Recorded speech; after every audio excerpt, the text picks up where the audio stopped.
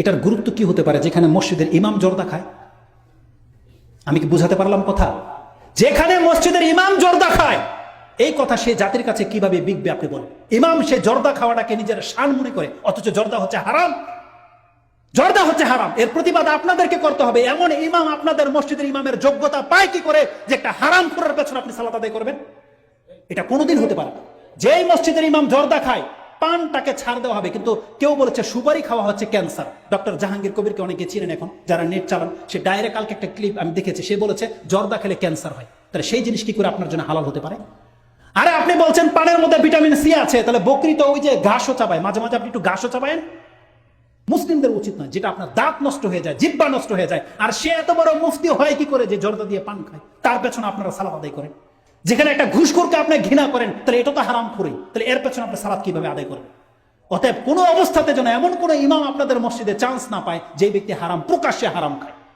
আরে পাপ আমার মতো থাকতে পারে, কিন্তু যখন সেটা লুকিয়ে আছে, আপনাদের কোনো ক্ষতি হবে? কোনো ক্ষতি হবে না। আমি আমার ক্ষতি করছি, কিন্তু যখন প্রকাশ্যে একটা মানুষ পাপ করবে, তার মানে এটা একটা অ্যাডভার্টাইজ। আমি যদি এখন জর্দা দিয়ে পান খাই, তার মানে আমি অ্যাড দিচ্ছি আপনাদেরকে, হালাল করছি যে আপনারাও খান। ব্যাপারটা এমন নয়।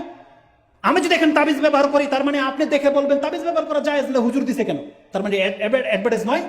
এই জন্য আপনারা এমন ব্যক্তিদেরকে নিয়োগ দেবেন যারা এই সমস্ত হারাম খাওয়া থেকে মুক্ত। আর মসজিদে যারা আছেন, আজকে অধিকাংশ মানুষ তো মসজিদ ছেড়েই দিয়েছেন। আপনারা যারা সিগারেট খান, তারা হয়তো একটা দলিল পেয়ে গেলেন, যাক মসজিদ ছেড়ে দেওয়ার দলিল পেয়ে গেলাম। সিগারেট খামো, আমাকে কেউ যদি নামাজের জন্য ডাকে, তখন বলবো ভাই গন্ধ নিয়ে কেমনে মসজিদে যাই?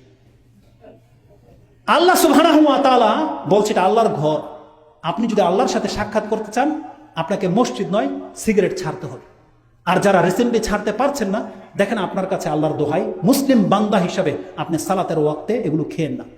নামাজ তো আপনাকে এনিহাও পড়তেই হবে। আপনি হারামখোর হলেও নামাজ আপনার উপরে ফরজ। এটা হচ্ছে আপনারা মুসলিমদের ঐতিহ্য।